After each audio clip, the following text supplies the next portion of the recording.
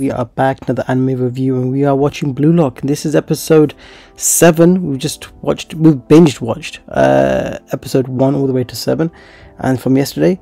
And well, this came up on my radar, and I was like, okay, I'll check it out. Maybe it'll be good, maybe it'll be bad. Who knows, man? Because some of these sports animes, they're hit and miss. But this one kept coming up. So some guy came in, he was watching Blue Lock, talked about Blue Lock, and I was like, oh, I might check it out. Decent animation style, it looks decent.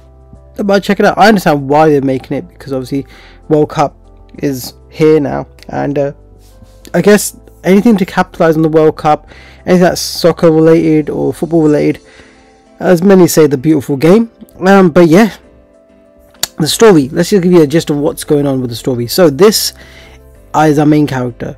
Our main character is Yoshi Ishiga, and he's in high school, and he wants to be the best soccer player out there.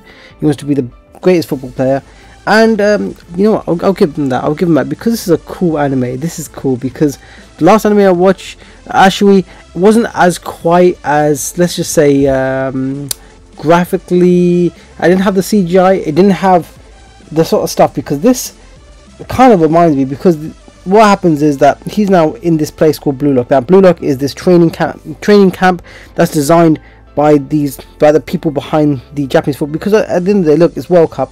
The Japanese want to get into the World Cup, and they've never gone past the top 60.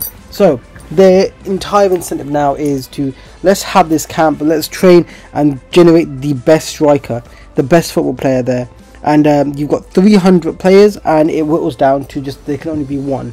A bit like Squid Game, but people just don't die.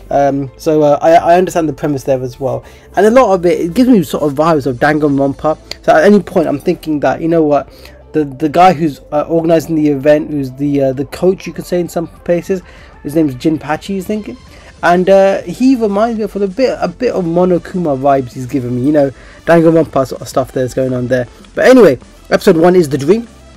It talks about basically him having the dream of being the greatest football player out there. Number 2 is the monster. So he encounters this guy, and this guy, tells him that everyone has a monster inside them, and if you talk to your monster, this monster will come out, and you see this sort of thing in their eyes. So this little moment. So if I show you here, you can see this little thing in their eyes, dazed look about him. His eyes, circular eyes with this sort of black hole that's just sort of like spinning inside it. I mean, in this sort of instance, you see this sort of spiritual pressure coming out of them, which sort of reminds me a bit of some sort of Demon Slayer vibes is giving me when he does this as well, or some sort of Bleach stuff that's going on. But you know what, give him that, you know, it's cool when this how things happen, and he realizes he's got a chance to go. He's not going to release some sort of crazy bankai, some crazy ultimate sort of sword move or something as well, you know. This is Nichiren's sword, is his board basically. But yeah, that's what happens there. Soccer Zeros episode 3 runs up to about 0, you become 1, and from 1 you can go 10, and then okay, you can multiply from there as well. Premonition and Intuition talks about basically they all have their own unique weapon. So at the start of the episode, they talk about, you know, how everyone has their unique weapon, either it be the striking power, the speed, whatever the case might be. With our guy over here, he has really good spatial awareness, so he's able to see the players. They sort of describe him where he's basically looking on top of the field, so it's very similar to Ayashi, where basically he's able to actually use this sort of like his bird's eye vision sort of stuff. So give me a little comparison between there as well. Episode 5 is the Reborn. Unfortunately, they're up against people that are just vastly more skilled, more organized. They have a strategy in place. They find it just difficult than competing on their level. In this particular episode, he encounters someone who has similar abilities to him, similar spatial awareness to him, and basically has to let's recap on where he was and be a better player. So you know, he gives some credit there as well. You know, he has to find out basically about his playing style, and then talks about how they can become better as football players, and how to. And then episode 6 now we're on now. Episode 6 unfortunately is called the Sorry. Unfortunately, one of the players does defect. He's complete sarcasm. And we also learn a bit more about the characters here as well. So about their past and their backstory as well. So each individual character is not just the main character that's getting all this sort of focus put on him. We are getting more information about the other people a part of this team, part of Team Z. And yes, and we get to learn a bit about one of the sort of characters. Episode 7 is purely based about our guy Chigiri. Chigiri is one of the players in the team. If I just show you here, he's this guy right here with the red hair, and talks about him, you know, the unfortunate incident that he had with his leg, tearing his ACL, and him unable to perform at his full potential, and finally he unleashes his speed. So we are now recapped on all the episodes, up to date now, and Blue Lock has been great. I mean, this has been very surprising so far.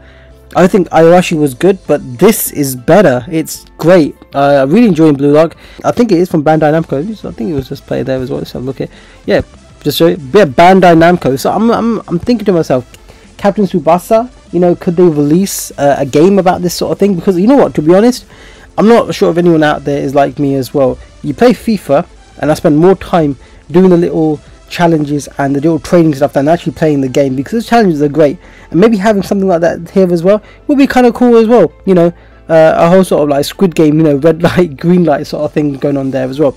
The only downside I'll give it is during the anime they've got like stuff that talks about, you know, how like previous players had their unique weapon and this and that. You talked about Pele, and you talked about Cantona for some reason as well. I mean, weird thing to just throw out there. We've got some players that they talk about as well. I understand that it's like they can't use the exact names and the exact likeness. They can use similar names and this and that as well, but they talk about these, you know. It reminds me of like Pro Evolution Soccer, where you don't have the licenses to use the real name. So you've got Liverpool being Merseyside Red, or you've got what was it, man, you had Arsenal. What was Arsenal called again as well? Yeah, fuck knows, man. So far so good. Stick my rating. It's a great anime. It gets an 8 out of me, and I can't wait to watch more. To be honest, man, this anime is actually hyping me up for the World Cup. I mean, I've not been watching football for ages, and I understand that, you know, it's funny to say that anime can directly correlate between your real life sort of thing. I think to myself as well, it's a bit late for this anime to come out because the World Cup's like those things. Wait, what are you doing, Ace? You're connecting the anime with real life. None of these guys are going to play for the Japanese national team anyway, and then they're not real characters. But yeah, great anime, and it definitely deserves an 8. And we'll see what you guys are saying out there as well. So far so good, and this has been Ace. Hope you enjoyed the little anime review recap for Blue Lock, and I'll see you guys next time.